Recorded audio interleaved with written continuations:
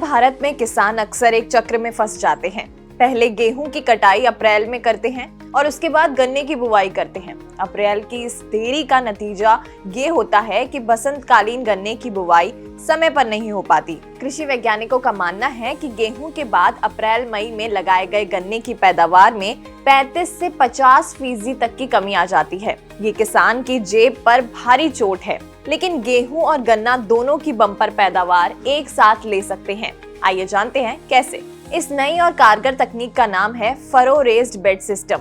ये एक ऐसी आधुनिक तकनीक है जिससे एक साथ दो फसलों से एक ही सीजन में डबल मुनाफा मिल जाता है।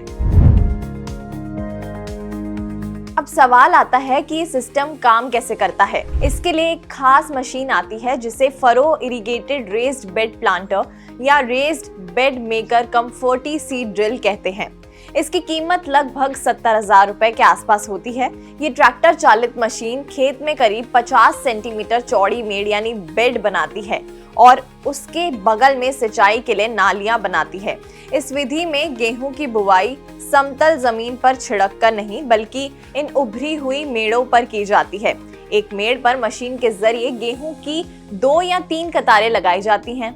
बीजों की गहराई 4 से 5 सेंटीमीटर रखी जाती है ताकि जमाव अच्छा हो। एक बहुत अहम बात यह है कि बुआई करते समय मेड़ की दिशा उत्तर दक्षिण रखनी चाहिए। इस तकनीक की सबसे अच्छी बात है बीज की बचत। जहां सामान्य विधि में हम बोरे भर भर के बीज डालते हैं, वहीं इस विधि में 25% तक बीज की बचत होती है, यानी मात्र 30 से 32 किलोग्राम बीज 1 एकड़ के लिए काफी होता है। इस विधि का असली जादू गन्ने की बुवाई में देखने को मिलता है। इसमें आपको गेहूं काटने का इंतजार नहीं करना पड़ता।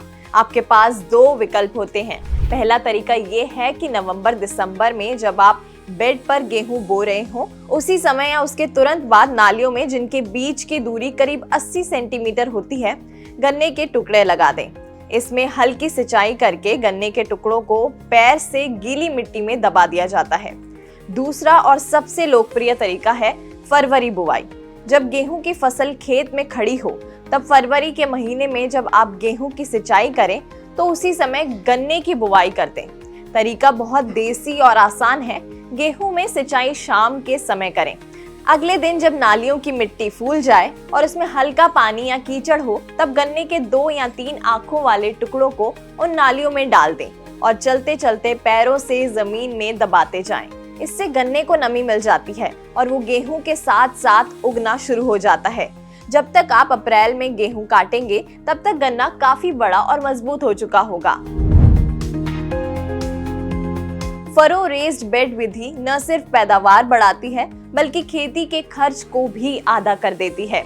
इसके अलावा मौसम की मार से बचने में भी ये विधि कारगर है। अगर अचानक भारी बारिश हो जाए तो समतल खेतों में पानी भर जाने से फसल गल जाती है, लेकिन इस विधि में पौधा मेड़ पर होता है और एक्स्ट्रा पानी नालियों के जरिए खेत से बाहर निकल जाता है, जिससे फसल सुरक्षित रहती है। साथ ही मेड़ पर मिट्टी भुरभुरी रहती है, जिससे जड़ों में हवा का संचार अच्छा होता है।